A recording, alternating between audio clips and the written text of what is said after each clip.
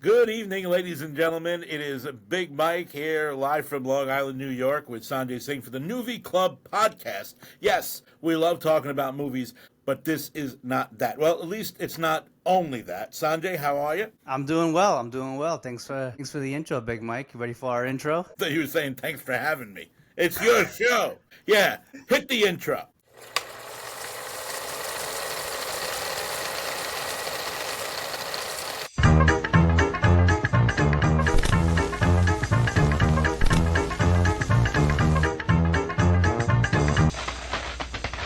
All right, that's our nice little intro video. Many people spent many hours on putting that together. Or did you generate it from AI? I feel like you generated it from AI. No, I made it in Canva, actually. Canva. I know very little about Canva. People here use Canva. I haven't gotten into the Canva. I'm still an Adobe guy. I'm still actually, I think you're going to be learning Adobe forever. But lots of people here use Canva. But then when I ask simple questions, I feel like I don't get simple answers. I'm like, well, can I use this ad that you made me? And they're like, I don't know. I pay for it. You pay for it. Does that mean I could use it put it on my Instagram? I'm not going to get sued? How does it work? Do you know? I don't know. Doesn't really matter. But you should be able to use it, yeah. No, you should be able to use it as long as all the IP is approved. I mean, unless it's like branding or something. He's using his fancy terms now, his IP. Okay. As long as the IP is approved. So what kind of week has it been, Sanjay? It's been a good week. We had the first Ambassador Town Hall on Sunday, so it's really great to be in. That? I read that in the notes. I have no idea what you're talking about. So the Nukhu Ambassador Program. It is a film sales training program that is designed for sales teams that are successfully able to promote and sell Nukhu movies, also known as Nuvees. And we had a town hall on Sunday where some of our ambassadors share stories about their strategies for selling Nuvees, what's going well, what's maybe not, best practices. And then the conversation kind of evolved into the state of the film industry, talking about the economics around distribution, and the future of media marketing in general. How many people attend something like that? So we had just under a dozen people for the first one, but we have about 40 ambassadors right now. So we just started the program about a month ago, and we'll see how it continues to evolve. How do you join to be an ambassador? It sounds like something that everyone that's listening would like to know. You can apply on the Nuvee Club website to be an ambassador. All right, be an ambassador for the Nuvee Club and go to parties with Sanjay and his friends and leave me out of it intentionally and hurt my feelings. That sounds to me well, like the we'll plan. Have a grand old time without Big Mike. My week was interesting. Still working, lots of work, still doing some work. We got lots of work. We're just working crazy. Something interesting did happen to me. I ended up out at it wasn't like an organized dinner. It wasn't an organized party. It was something after an event, and we went to a pizza place, and there's a parent that's part of this group. But we're all friends. It's not like, oh, I'm going out with somebody who's, 15, I got a 15-year-old, a 25-year-old, and a 30-year-old, and they brought a parent there. But there was a parent there, and when it came time to pick up the pizza, the thought I obviously paid for the pizza because that's the way I roll. But it did occur to me, I was like, at what point did I get to this place where no longer the default that the parent or the oldest person in the group pays for the pizza? Because I remember going out with friends, and if somebody's parent was there, nobody took out their wallet, and even if you had money, you didn't pay for it. So I guess the question is, at what age does that stop being the default, where a parent would be the one footing the bill? Tough to say. It's I don't think you can generalize paying etiquette. And, there are cultural and class dynamics that vary per circumstance. So I don't think you can really say. I think, if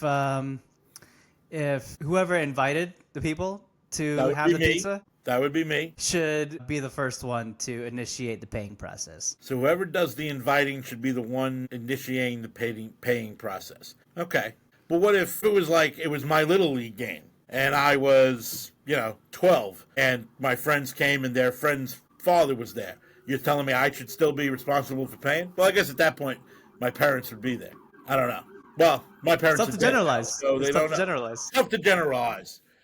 That's one of those questions that sounded a lot better in my mind when I wrote it down. And also it was interesting in the moment because it did occur to me, like, I guess, I mean, obviously I'm old now. Well, I'm not old, but I'm older. I'm an adult. I've been an adult for a while. And so it's not out of order, but it was a passing thought in the moment. Lots of those things happen where something happens and I go, oh, I wonder if anybody else would be asked the same question. I didn't mind paying for the pizza. The pizza was good. We went to Crave It down there in Huntington by the Paramount. Delicious. They got a lot of good specialty slice pizza. Nice. Which is far more of a thing it's a far more contemporary thing. How was the crust? The crust was good. It wasn't like, let me write home about this crust. I've had some pizza where the crust, actually the pizza that had the best crust of all time, there was a little tiny pizzeria shop in my old neighborhood in South Ozone Park, Queens. It was called Mercado's. The kid went to school in the same grammar school. He was actually in my brother's class. And on the walk home, his family owned a pizzeria. And I still remember this day that me, my buddy Nicky, and my buddy Jimmy, I remember it was the greatest. Like, we each brought $5-6, and that was a lot of money to us when you're a little kid. We were old enough to be walking home from school, so we weren't old, but we weren't so young. And we were like, we planned it out for days. We were like, here's what we're going to do. We're each going to bring $5-6, and when we get there after school, we're going to buy a whole pie just for our liking. And that's what we did. And I'll tell you, that pizza, it's closed now, but that pizza had the best crust. It was the first time I ever had sesame seeds sprinkled on the crust of the pizza. Man, it was delicious. They did serve it piping hot. Like, it was so hot, I thought it would almost burn our faces off. So we probably should have let it sit a little bit. But I still remember that pizza and that one specific visit. Mercados. So we know where you're going if you get a time machine. Yeah, it definitely. I don't know if it would be in the top 5 stops, but it would be in the top 10. I would definitely return to Mercado's Pizzeria at South Ozone Park, 135th Avenue. I miss that pizza. Yeah, you got to refuel. You got to refuel for your day exploring the past. Oh my gosh! All right, so we've been sharing different movie stories. Like I said, we like talking about movies. It's not only about movies, but obviously Nuvee Club, Nukhu, the whole connection there. So you sent us a Nuvee spotlight. I did watch the trailer. When did that movie get submitted to Nukhu, and did you send it specifically because I work in radio, or was that just a coincidence? No, we mostly have shorts, but this is one of the features on the platform that really stands out. It's only available on Nukhu, and it had a theatrical release in theaters here in New York in 2022, the spring of 2022, and that summer they submitted to Nukhu Fest. And they were one of the top 10 finalists that year. So they were a really memorable film for our final screenings. And we're talking about Playing in the FM Band, the Steve Post story. I watched the trailer. I haven't gotten a chance to watch the movie, but I think it is a movie that I am going to watch, available on Nukhu. Probably more because I am in the radio industry, but I think the trailer made it look like it would certainly appeal to anybody who has some sort of eccentricity. It would appeal to someone who is a New Yorker or really loves that New York vibe, that like late 1900s, 1970s, 1980s New York gritty feel. If you would like that vibe, it definitely seems like something that you would be able to check out, that you would enjoy checking out. Playing in the FM Band, the Steve Post story. I did talk about it with some people here in my radio building. I just think it predates a lot of their careers, so it wasn't something they really knew much about. But the story looked pretty good from the trailer. Oh, it is. So to give you all at home a quick logline of the film, the life and times of cranky contrarian radio talk show rascal and the misfits, the malcontents who loved him. It's the kind of thing that you got to if you just watch the trailer, you're going to get a feel for what it is you're going to see. The guy's personality does shine through the stories that other people are telling about him. And that's when you see a trailer that, kind of hooks you, those are the elements, those are the subconscious things that, grab your brain and go, mental note, I got to see if I can watch this movie. Absolutely. So, documentary feature films about the late Steve Post, who passed away in 2014 at the age of 70 years old. The film interweaves interviews with people that worked with him, family members, and experts from his radio program.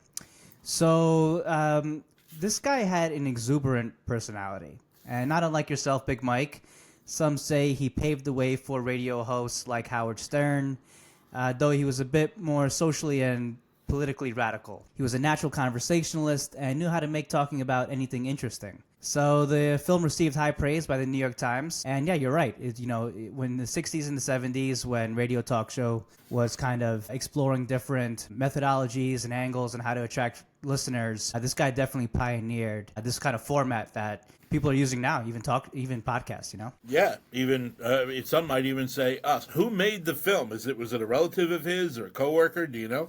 Her name is Rosemary Reed, and she spent quite a bit of time working on this film. I remember conversing with her briefly when she was submitting to Nukhu Fest. But amazing filmmaker, really, really great heart, really great person. I get excited when I see somebody's creative vision come to fruition. I have not gotten to do something like that, pure creative, in a while. Obviously, when you have a full-time job that's more of your career path, I'm not like it's out in a yard shoveling bricks around a yard 8 hours a day. My job here at the radio station is very in line with the things I want to do in my career. One of them, which offers a creative outlet but is still based in serving a client, is I'm working with a client now that doing this promotion, trying to promote the sale of their grills. And it's kind of going to be, it's coming into the series type of thing, a character-based thing. And that's really what I've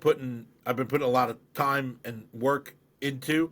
And I realize that when you have a creative idea and you get to express it as part of your job, it's not like this is my role in the company. Like, okay, a client's gonna come to you and say, deliver me X amount of videos promoting this product.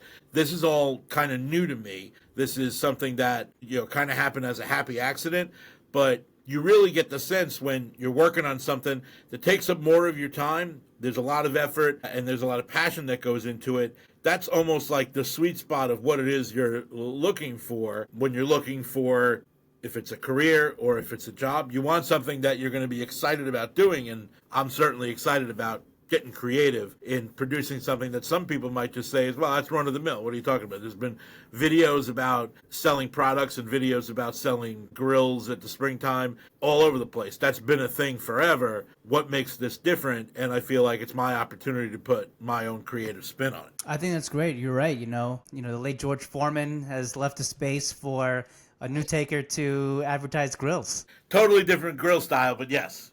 Did you ever hear the story that originally, I don't know if originally, but the story goes that Hulk Hogan was approached to be the sponsor of that product at some point? But to hear Hulk Hogan tell the story, it's funny because he's like, I missed the call. And I got two offers. I could try to do it at Hulk Hogan. I got two offers to represent products, put my name on a product, and one of them was what became the George Foreman Grill Brother, and the other one was some sort of like shake maker. So he missed a call. George Foreman got the grill, millions of dollars, a household name. Not that Hulk Hogan's not a household name, but he said he tells the story about the shake maker. He's like, they sent it to me. You hit a button, it spun around and went poof and fell over, and he's like, nobody bought it. It sounds like a infomercial gone wrong.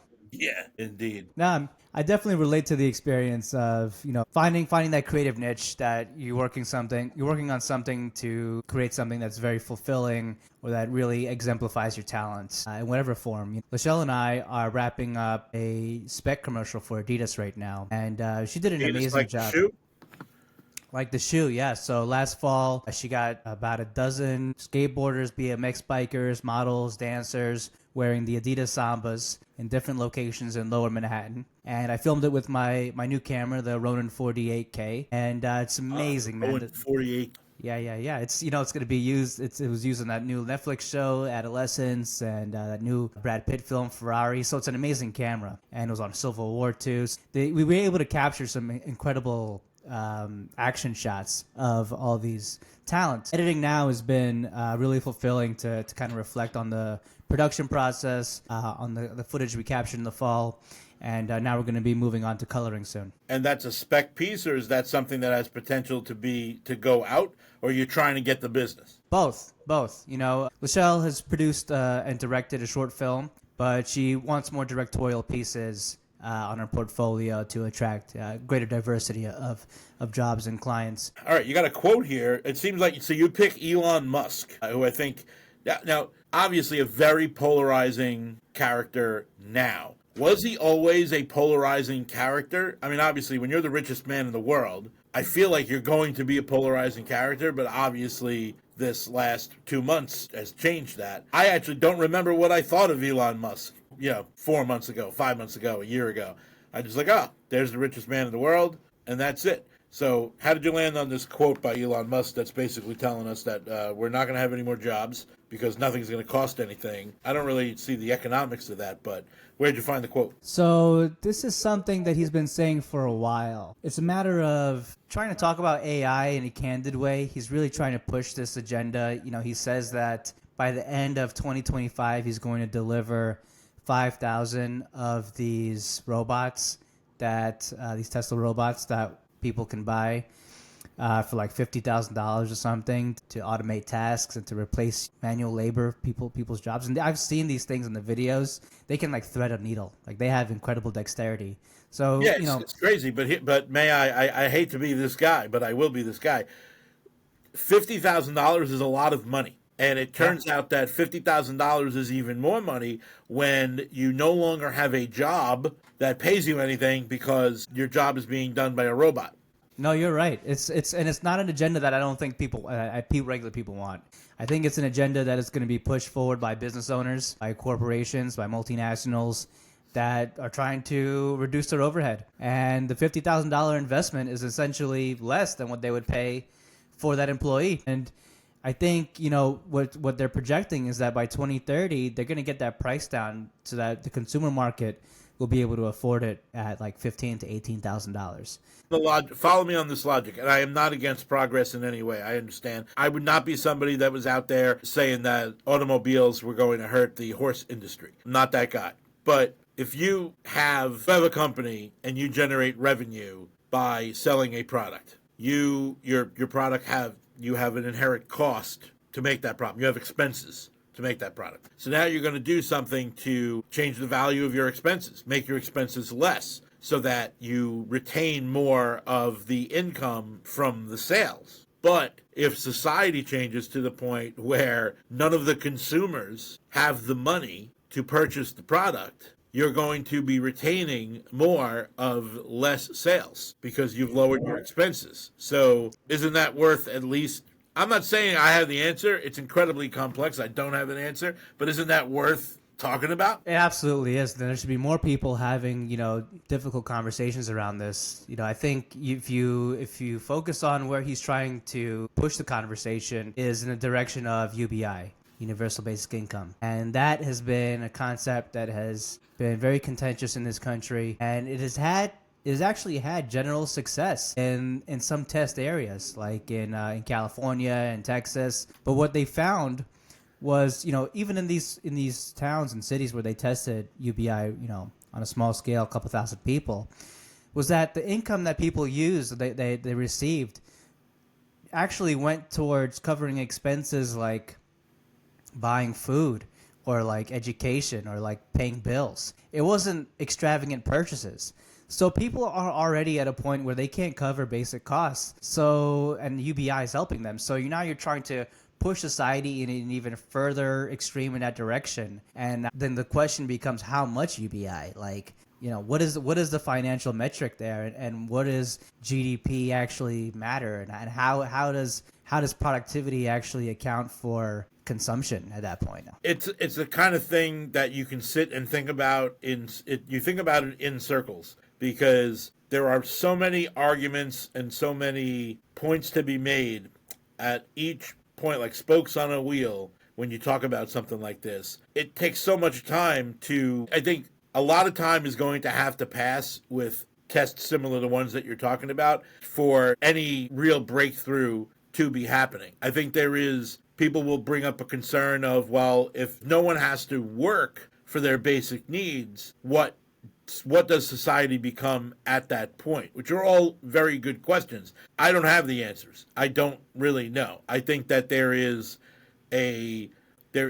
are positives and negatives to every part of that conversation. If people were entitled to their basic needs, would that then open them up to explore and pursue other interests? Like a renaissance, right? Possibly. I mean, I don't know enough about the Renaissance to know how the Renaissance became the Renaissance and why the Renaissance was the Renaissance, but it certainly is. I'm not going to say that it's beyond my comprehension, but it certainly is worthy of much deeper discussion, because I didn't know that conversation was going to take us in that direction. I would have done a lot more homework had I known.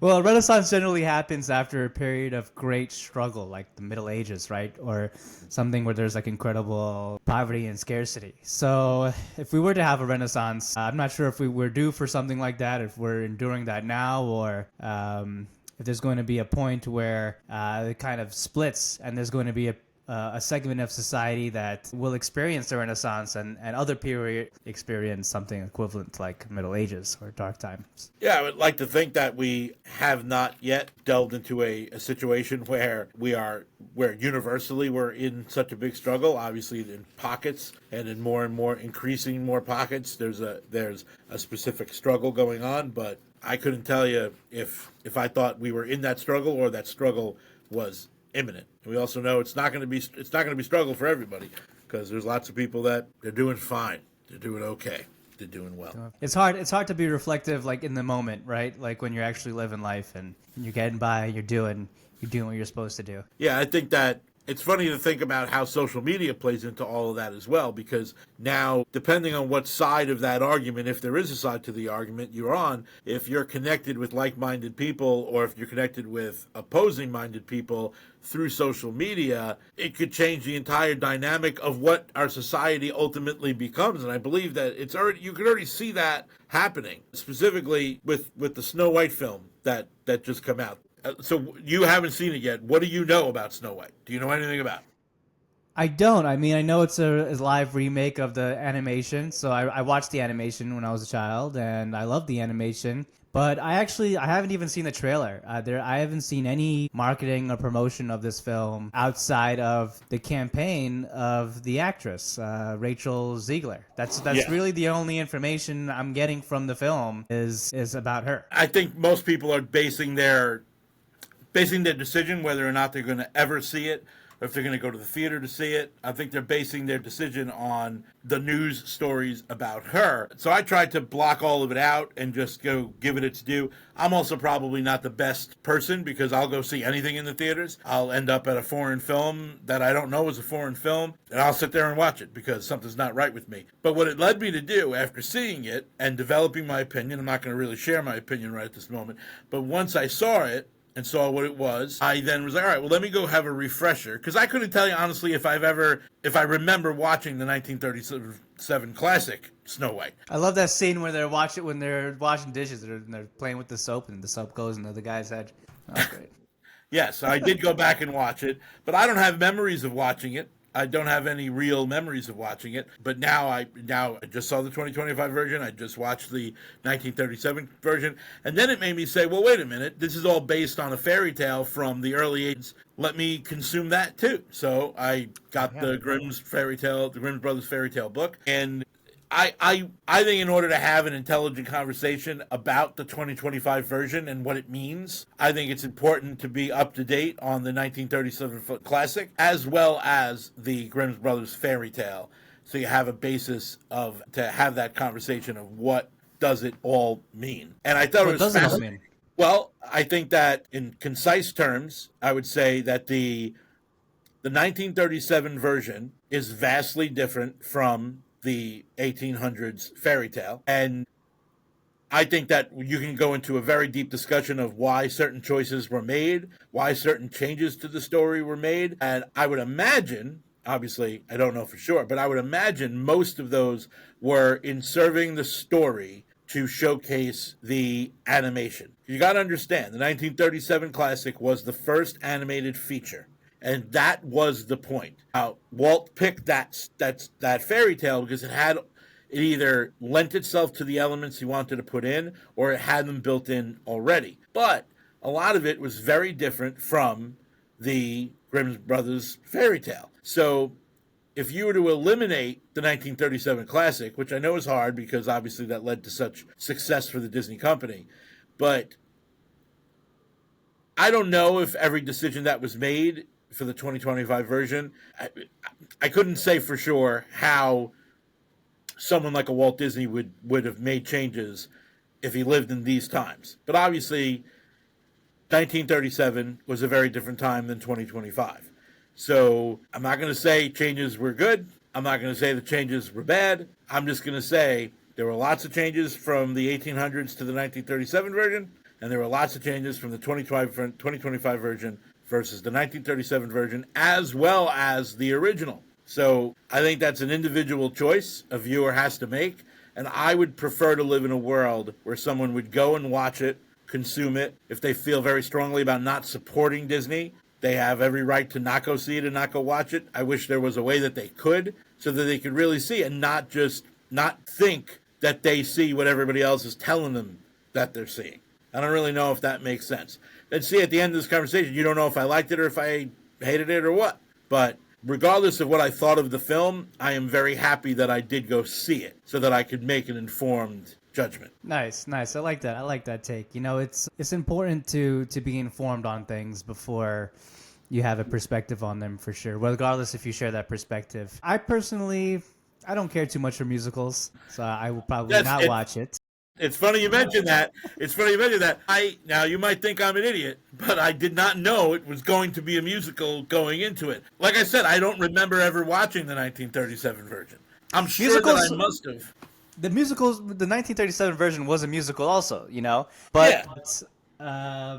Animation is a different kind of story, I guess. You know, there's a little more. It absolutely is. It absolutely is. And you know when I watched I watched the 2025 version on Saturday. I watched the 1937 version on Monday night. And what it reminded me of was I had the same feeling watching it as when I watched the first Star Trek motion picture movie. Let me explain. Star Trek was a TV series that ran 3 seasons on television. The special effects were not great. I couldn't even tell you if they were great for the times, but they were not great.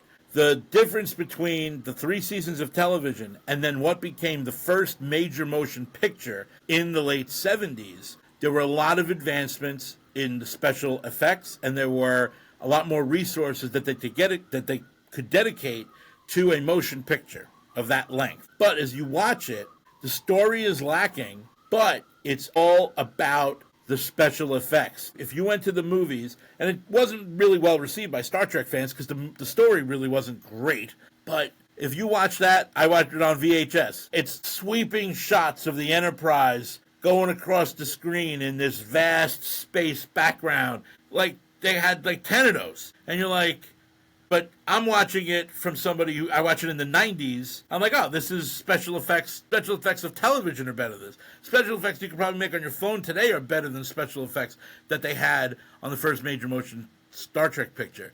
But it was to showcase to the audience the advancement of the technology of special effects.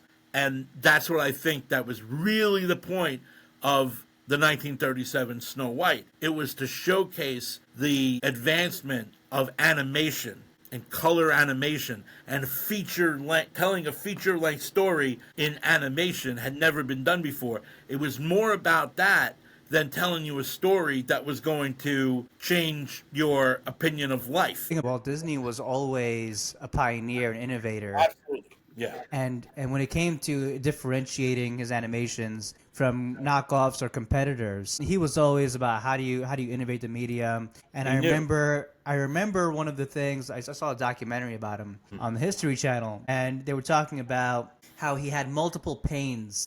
Yeah, the multi-plane camera between the background and the subjects, and that really changed the game. And I think what made his earlier animations really stand out and what helped build the Disney name. Absolutely, that quality, that innovation, that was everything he was about. I'm a very big student of Walt Disney. In his first real novelty was putting sound to the cartoon. He wasn't the only one trying to do it. There were lots of people trying, but he got it done. And then after that, it was, all right, we're going to move to color. We're going to get some color going. And then, hey, let me do a feature. And I think that you saw in the products that he created, it was a showcase of his innovation, even to the point where then he went, okay, well, now we're going to do live action movies. And now we're going to build this amusement enterprise called Disneyland. And now we're going to further this. And now we're going to try to build a city of the future. That was the point. So I think that if I was in the room with the Disney people before they decide to do a live action Snow White, I probably only would have brought up a couple of things. I would have said, hey, some elements of this story don't really, what's the right way to say that? It's not that the elements of the story don't age well, but I'm just saying, I think we live in a different type of world. 14 or 1817 or whenever the Grimm's Brothers fairy tale came out, yeah, within the first 3 lines, you get a reference to Snow White and why she was named Snow White. So I think it's least at worst. I would have thought it would have been at least worth a conversation to be had. Well, hold on, Bob Iger. Do we really want it? Because we're going to jump into this. We're going to jump in with both feet. Tell me what's the reward versus the risk, because this is a greatly complex thing. Maybe he knew, maybe he didn't. Maybe it wasn't until they had people cast as the 7 dwarves that weren't little people, and then, we got a CGI, and then Rachel Ziegler starts running her mouth. Like, maybe all that was unanticipated, and it's very easy to play Monday morning quarterback. The only other thing I would have said was like, well, hold on a second. It's 2025. We only have to wait 12 years to do a 100th anniversary of the original. Why don't we wait and do it then? And who knows what life would be like? Who knows what life is going to be like in 2037? Who knows? So I'm not saying, I don't think they went into it and thought, hey, this is very treacherous territory for us to be tracking in, because almost anything you put out in society is going to be treacherous territory to be tracking in. There's always going to be somebody out there that's going to disagree with you passionately or, try to cancel you. I don't know if it's the film itself. I mean, is it the nature of musicals? I mean, am I alone here in not liking the musical as a genre? No, probably. I just don't do a lot of investigating before I go to a movie. Are you singing? Are you acting? What are we doing here? Is this like a long music video? It is definitely very strange if they break out into the song. But yeah, I would not go out of my way to see a musical, but I'm also not gonna not see it because it's a musical. Although, yes, I think that it is weird that 1 minute you're shining the floor, the next minute you're singing. I don't really get it. If reality television is like the popular thing, it's like the exact opposite of a musical. Because imagine like the Bachelor finale, right? Yeah. The guy's handing out his roses. And then all of a sudden, the women that don't receive a rose, they start breaking out into song and dance. That's right. Where did that come from? Yeah, they do 12 choruses of Every Rose Has a Thorn. Yes. Yeah, I don't know the musical. It's not. It does seem me. But anybody that has seen Snow White, I definitely think I would like to talk more about it. But obviously, I think if you, for whatever reason, whether you're vehemently opposed to it and you say, I got to see this thing because I hate it, I'm going to steal it, I'm not going to pay it, I'm not going to support it, but I want to see it anyway. Or if you love Disney and you want to see it, or if you just out of curiosity, I highly recommend brushing up on the 1937 version and going back and reading the Grimm's Brothers fairy tale to make sure you're fully in the know of how different all those 3 things are. And if you want to talk about it more, I'm certainly ready to talk about it some more. But with that said, I think we're up against the end of the show here. Lively discussion. I got excited there. I'm sorry my computer almost broke halfway through. But we're learning, because we're just 2 guys that like to talk about movies, but this is not that. Parting words from you, Mr. Sanjay Singh. Thank you if you're tuning in at all at any point in this, if you're catching us after the fact, thank you for just tuning in and let us know what you like. Send us an email, send us a comment. What should we talk about more? We're trying to balance that equation between movie talk, Nuvee talk, and current events. We needed something. One other thing that rhymes with movie and Nuvee. Movie talk, Nuvee talk, and something talk. That could be your tagline. Yeah. It's something. I'll end with one more movie recommendation. I Arlington saw Road. no, that was a good one from last week. But this week, I'm going to recommend another oldie but a goodie, and that is Death Trap. I have not seen it. Okay. Death Trap is about one successful playwright who sees his latest Broadway film and it bombs, and he kind of tumbles into despair until he receives a package from one of his former writing students containing an unproduced script that's better than anything he's ever read. And his wife suggests that he murders the student and take the script as his own work. I like it. And that's all I'll leave you with. Sidney Lumet, Michael Caine, Christopher Reeve, and Diane Cannon. All right. Death Trap. I'm going to definitely add that to the list. Thank you so much for joining us here on the Nuvee Club Podcast. You can follow me at The Feastman on all platforms. Sanjay Vision. I don't know if it's on all platforms or just Instagram, but that's the one that really counts. All platforms. All the platforms. Join us here next Wednesday, same time. You can follow at Nuvee Club on Instagram and at Nukhu, that's Nukhu, on YouTube. For the Nuvee Club Podcast, I'm Big Mike. And I'm Sanjay. We'll get better at this. We'll see you next week. Take care.